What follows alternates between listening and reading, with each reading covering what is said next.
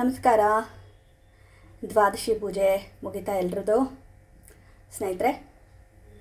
ಇವತ್ತಿನ ನಮ್ಮನೆ ಪೂಜೆ ನಿಮಗೆ ತೋರಿಸ್ತಾ ಒಂದು ವಿಶೇಷವಾದಂಥ ಒಂದು ವಿಷಯವನ್ನು ನಿಮ್ಮ ಜೊತೆ ಹಂಚ್ಕೊಳ್ತೀನಿ. ತುಂಬ ಜನ ಕೇಳ್ತಾ ಇರ್ತೀರಾ, ಮೇಡಮ್ ಮನೇಲಿ ನಮಗೆ ನೈವೇದ್ಯ ಮಾಡೋಕ್ಕೆ ಅಷ್ಟೊಂದು ಫೆಸಿಲಿಟಿ ಇಲ್ಲ, ಜೊತೆಗೆ ನಮಗೆ ನೈವೇದ್ಯ ಮಾಡೋಕ್ಕೆ ಎಲ್ಲ ತುಂಬ ಕಷ್ಟ ಆಗುತ್ತೆ. ಹಾಗಾಗಿ ಹೇಗೆ ನೈವೇದ್ಯವನ್ನು ಮಾಡಬಹುದು, ಸರಳವಾಗಿ ಏನಾದರೂ ಇದ್ದರೆ ಹೇಳಿ ಮೇಡಮ್ ಅಂತ ಹೇಳಿ ನಾನು ಒಂದಷ್ಟು ಜನ ಕೇಳಿದರು. ಈ ವಿಡಿಯೋದಲ್ಲಿ ನಾನು ಹಾಗೆ ನಮ್ಮ ರಾಯರ ಒಂದು ದರ್ಶನವನ್ನು ನಿಮಗೆ ಮಾಡಿಸ್ತಾ ತಿಳಿಸ್ತೀನಿ ಯಾವ ರೀತಿ ನಾವು ಭಗವಂತನಿಗೆ ನೈವೇದ್ಯವನ್ನು ಮಾಡಬಹುದು ಅಂತ ಹೇಳಿ ಸರಳವಾಗಿ. ಒಂದು ಹಣ್ಣನ್ನು ಇಟ್ಟು ನೈವೇದ್ಯ ಮಾಡಬಹುದು, ನೀವು ಹಾಲನ್ನು ಇಟ್ಟು ನೈವೇದ್ಯ ಮಾಡಬಹುದು, ಹಾಲು ಹಣ್ಣು ಎರಡೂ ಇಟ್ಟು ನೈವೇದ್ಯವನ್ನು ನೀವು ಮಾಡೋಕ್ಕೆ ಬರುತ್ತೆ. ಇಲ್ಲ ನೀವು ನಿತ್ಯವಾಗಿ ಅಡುಗೆ ಮಾಡ್ತೀರಾ ಅಲ್ವಾ, ಆ ಅಡುಗೆಯನ್ನೇ ನೀವು ನೈವೇದ್ಯವಾಗಿ ಮಾಡಬಹುದು, ಆದರೆ ಅದರಲ್ಲಿ ಸಾತ್ವಿಕವಾಗಿರಬೇಕು.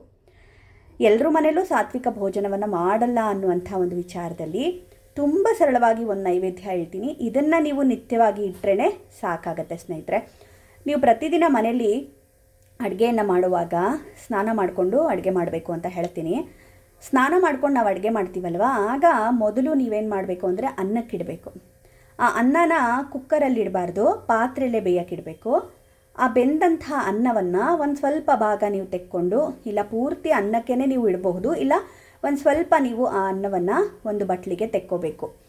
ಅದು ಬೆಳ್ಳಿ ಬಟ್ಲಾಗಿದ್ದರೆ ತುಂಬ ಒಳ್ಳೆಯದು. ಬೆಳ್ಳಿ ಬಟ್ಲಿಲ್ಲ ಅಂದರೆ ಅಟ್ಲೀಸ್ಟು ಹಿತ್ತಾಳೆ ತಾಮ್ರದ ಬಟ್ಲು ಉಪಯೋಗಿಸಿ. ಸ್ಟೀಲಲ್ಲಿ ನಾವು ನೈವೇದ್ಯ ಮಾಡಬಾರ್ದು. ಈ ರೀತಿಯಾಗಿ ಒಂದು ಸ್ವಲ್ಪ ಅನ್ನವನ್ನು ತೆಕ್ಕೊಂಡು ಆ ಅನ್ನದ ಮೇಲೇ ಒಂದು ಸ್ವಲ್ಪ ತುಪ್ಪ ಅಥವಾ ಬೆಲ್ಲ, ಅಥವಾ ಅಲ್ಲ ತುಪ್ಪ ಮತ್ತು ಬೆಲ್ಲ ಎರಡೂ ಹಾಕಿ ನೈವೇದ್ಯ ಮಾಡಬಹುದು. ಇಲ್ಲ ಅಂದರೆ ಆ ಅನ್ನದ ಮೇಲೆ ತುಪ್ಪ ಮತ್ತು ಕೆಂಪು ಕಲ್ಲು ಸಕ್ಕರೆ ಬರುತ್ತಲ್ಲ, ಅದನ್ನು ಪುಡಿ ಮಾಡಿಟ್ಕೊಂಡು ಆ ಕೆಂಪು ಕಲ್ಲು ಸಕ್ಕರೆನ ಉದುರಿಸ್ಬಿಟ್ಟು ನೈವೇದ್ಯ ಮಾಡ್ಬೋದು. ಒಂದು ತುಳಸಿ ದಳ ಇಟ್ಟು ನೈವೇದ್ಯವನ್ನು ಮಾಡಬಹುದು. ಮತ್ತು ನೈವೇದ್ಯವನ್ನು ಮಾಡುವಾಗ ಯಾವಾಗಲೂ ಅಷ್ಟೇ ಕೃಷ್ಣಾರ್ಪಣ ಹೇಳಬೇಕು. ಗಂಡು ಮಕ್ಕಳು ಶ್ರೀಕೃಷ್ಣಾರ್ಪಣ ಮಸ್ತು ಅಂತ ಹೇಳಬೇಕು.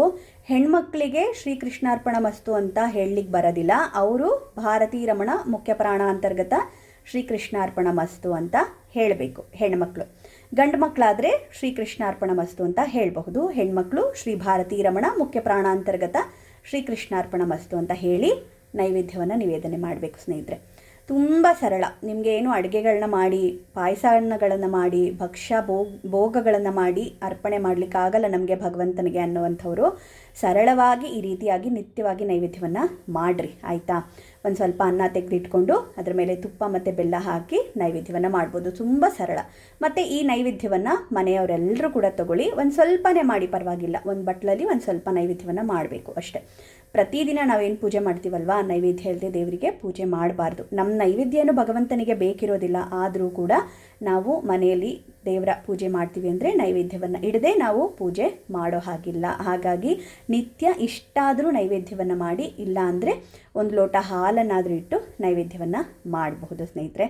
ಇದು ನಮ್ಮ ಮನೆಯ ದ್ವಾದಶಿ ಪೂಜೆ. ಇವತ್ತು ನಿಮಗೆ ದ್ವಾದಶಿ ಗುರುರಾಯರನ್ನು ದರ್ಶನ ಮಾಡಿಸ್ತಾ ಇದ್ದೀನಿ. ನಮ್ಮ ಮನೇಲಿ ಯಾರು ದ್ವಾದಶಿ ಪೂಜೆ ಮಾಡಿಲ್ಲ ಅವರು ನಮಸ್ಕಾರ ಮಾಡ್ಕೊಳ್ಳಿ. ರಾಯರೆಲ್ರಿಗೂ ಒಳ್ಳೇದು ಮಾಡಲಿ. ಲೋಕ ಸಮಸ್ತ ಸುಖಿನೋ ಭವಂತು. ಎಲ್ಲರೂ ಚೆನ್ನಾಗಿರಬೇಕು, ಎಲ್ಲರ ಜೊತೆ ನಾವು ಕೂಡ ಚೆನ್ನಾಗಿರೋಣ ಅಂತ ಹೇಳ್ತಾ ನಮಸ್ಕಾರ.